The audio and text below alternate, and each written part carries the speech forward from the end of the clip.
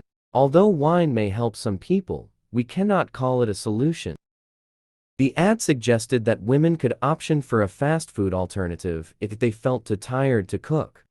This Lysol advertisement advertised one of their women's hygiene line products. Blackface, a type of makeup used by whites to represent and mock blacks in theatrical performances, is shown in the shocking vintage ad. Kenwood also pushed the idea of women in the kitchen. Pear Soap invoked the white man's burden to sell their soap, implying it was a white man's job to teach inferior black people about cleanliness. The Philip Morris Cigarette Company even used children to advertise tobacco products. We've heard the song, "All I Want for Christmas Is You," but never heard of a woman's dream Christmas gift being a Hoover vacuum. The ad was released in 1965, and we're impressed by how they were boasting their product that was specifically designed for women and their small hands. This ad pushed the idea that if women didn't want to be all alone, then they need to find themselves a man with donuts. The ad from 1928 warned young women that they need to use mouthwash or else they would remain the bridesmaid due to bad breath. Camel cigarettes used to be advertised as a healthy option, even with doctors' approval. The ad shows that only men can work outside and properly wear manly sweaters. The company behind this razor ad didn't consider that kids should never be near a razor, and yet they used a child to promote their safety razor.